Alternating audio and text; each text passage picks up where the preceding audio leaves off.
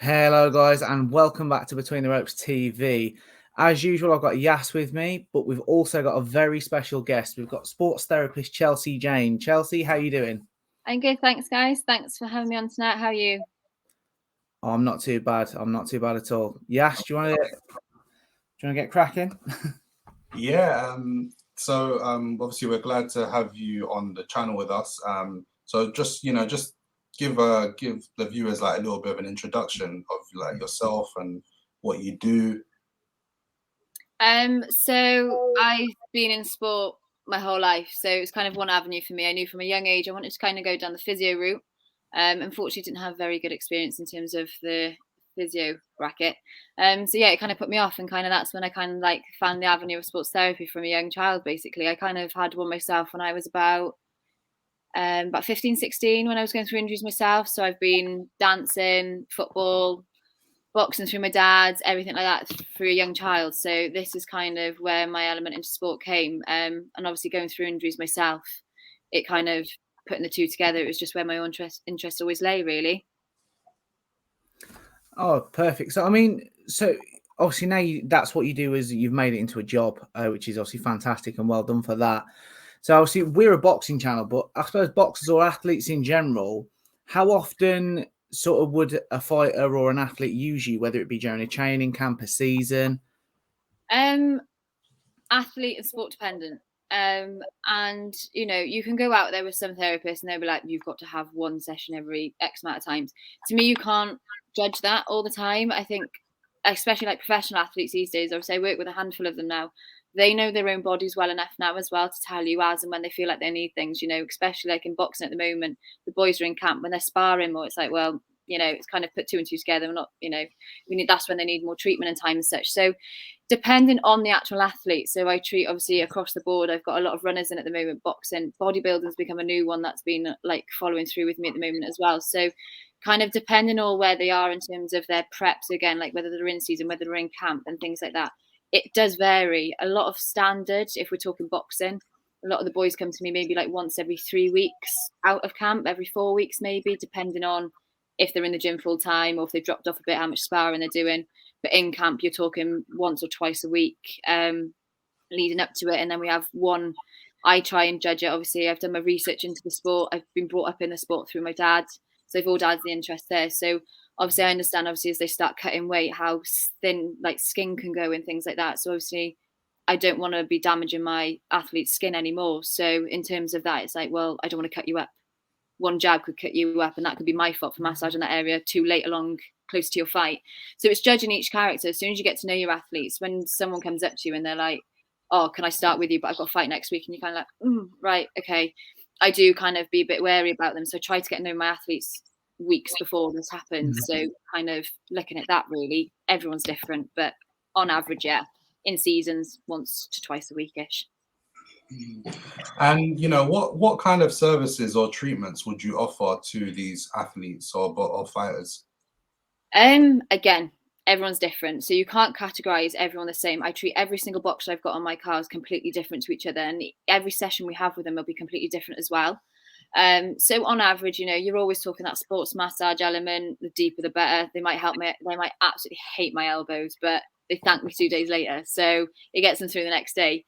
Things like what I do a lot more now is needling. They call me the needling queen half the time, because if anyone needs pinning, they always go, I was like, right, okay. So a lot of dry needling I do as well, which specifically targets those knotted areas. We disperse of them and they clear them 10 times quicker, and it's nicer than me having to dig my thumbs in all the time. But yeah, in terms of that, really, cupping's probably one of their favourites.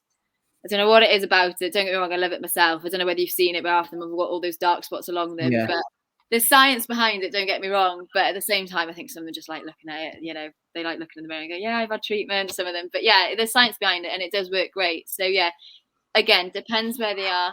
Every individual athlete's completely different.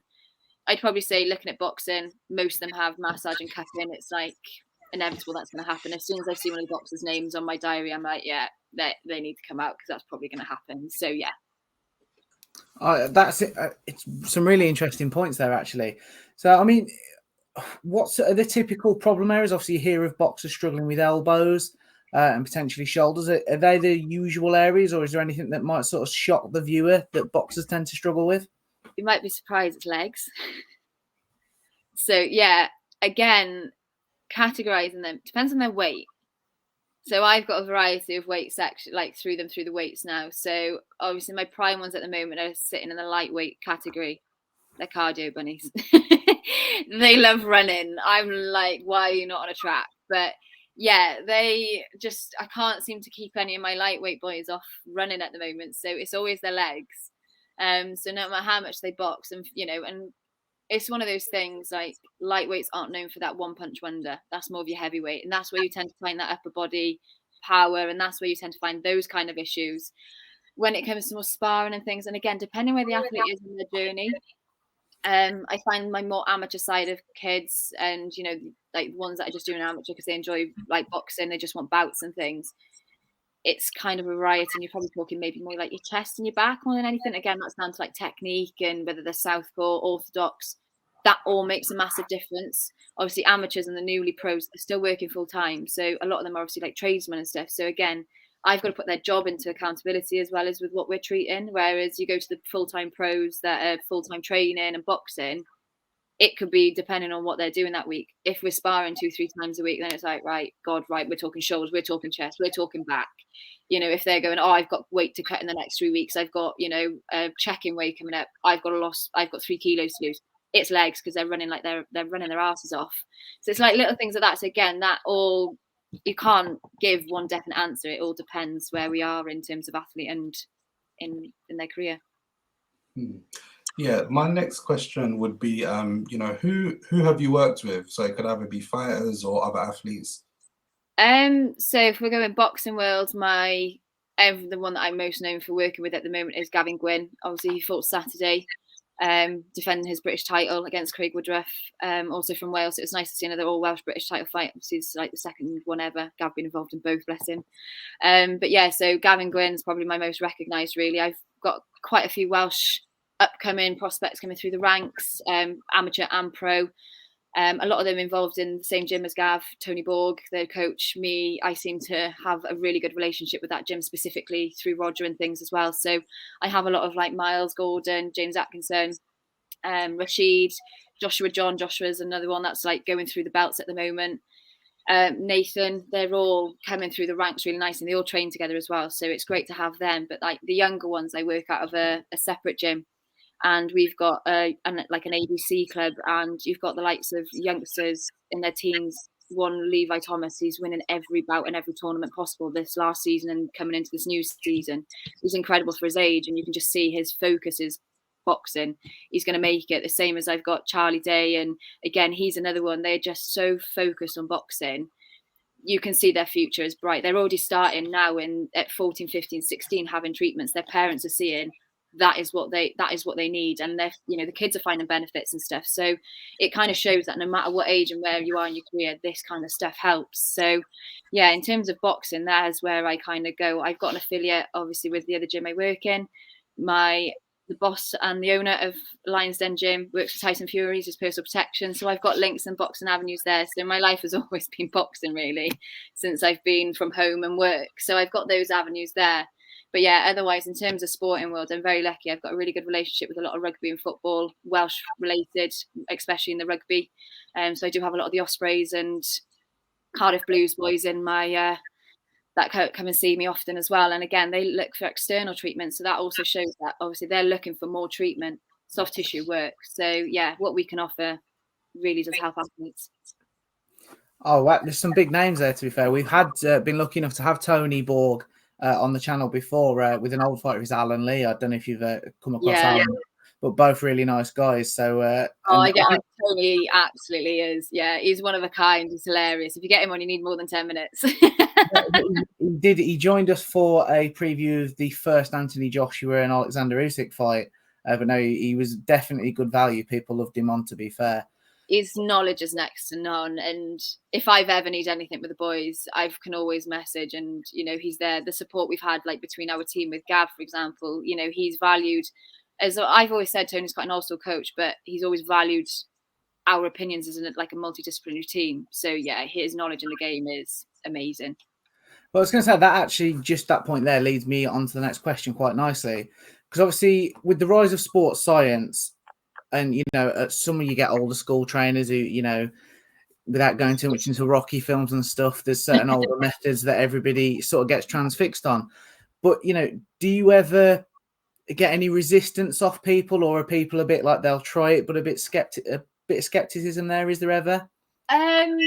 Yeah, again, athlete wise, it depends where they've come from. Coach wise, again, it depends what era they were born in. Some of them are very accepting and know there's new science, there's new research, and if that's some are into it, some aren't. I get that. I wasn't before I went to uni. Now I'm like, oh my gosh, it's like if you don't do your dirty work, you ain't getting anywhere. So yeah, you can find some of them are very old school, and it's like, no, the old stuff. For me, I work a lot of pitch side work, and they're still like, why are you not using a bucket and sponge? The boys are they're fine. Whereas like to me now, it's like, you've got everything going, medical kit running on with you. We have to be fully equipped to be allowed to work now. So things have developed, and some clubs are still like, no, not happening. Whereas a lot of them are like, no, we've got to get the funding in. We've got, they realise that it's kind of like altogether. It's sports therapy, is seen as just treating people. It is part of a medical profession, and we're there to look after. We're there for safety and welfare and well-being. So there is more to it. So I think the more people understand realistically what our role is and what our intention is, and again, every therapist is different. Mine is the welfare of my athletes. Mine is to get the best out of them I possibly can. So I'll do everything I possibly can to do that, whether that's on my own or working in an MDT team, to make sure we can get the best out of that person. That's what they come to us for. They seek us for help. So it's a give and take. So it's just building that rapport and relationships with them. So I think if you can find relationships with all of their avenues. So like I said, using Tony example, we've got Richard, who's Gavin's S&C. He works in the gym, one of the gyms I work from as well. We communicate, especially during and just before camp. We know fights are coming up, they're getting called out, and we're going, right, that's what they fight like. That's what they fight like. What do we need to do? This is our plan for the S&C. Right, this is where his weaknesses were in the last fight. Let's watch it back. Let's analyze it. And you work all together. So in terms of that, it's kind of, I think people need to be a bit more open-minded. And I think if you're not going to get very far anymore. It might have worked in the 1960s, but it doesn't mean it's going to work in the 2000s. It might work again in another 20 years. But at the moment, it's combining things as well. It's not just like one sets everything. So yeah, I think it is, you do come across some hard, tough things, and you come across some people that are like, just do what you need to do. So it's a tough one, but that's sport. Sport's a tough game.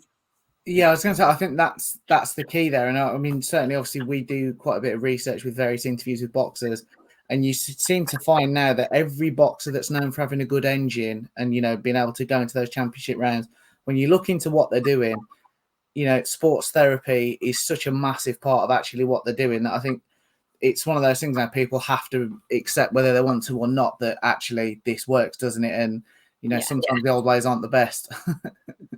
No, sometimes, running solo is great, and boxing can be a bit of a lonely sport. And that's the thing, you have your team surrounding you. If you didn't have your corner man, you wouldn't be able to do it, and things like that. So I think, it is a bit more of an open mind to that backroom staff, and we do get chucked to the side, and we understand that. But we do play a massive role in keeping those athletes on the field, on the track, or in the ring. So without us, those other athletes wouldn't be there. So we kind of help run the show too. Yeah. And just the last question for me would be, obviously, for any person who's aspiring to get into, what advice would you give to anyone trying to get into becoming a sports therapist? It's a tough one, to be fair. I think, again, it's down to individuals. My aspirations were always to work in sport. I was brought up in sport, and again, the injury side of it. So I think taking it away, it's take every opportunity go in, know what you want to do, because like I said, sport's a hard sport, and it can become quite isolated. So if you're not very strong-minded, you will, I don't know if this is the right word, but you'll kind of get bullied a little bit. You will be just told what to do, and you've just got to go, right, okay. So you become doing all the doggy work. So if you don't set your mark from day one, you need to build your name around that. And that's what I find that I feel like I've done. And like I get that feedback from a lot of people that I've set my mark from day one. I can walk into a changing rooms and the boys are like, oh, right, we know the line. She can have a good laugh, but there's boundaries. It's the same with the boxers. We've all got personalities, and I quite like to think that, I've got a really good relationship with them all. So in terms of that, it's kind of, really make sure that you know what you want out of this and find the avenue that works for you.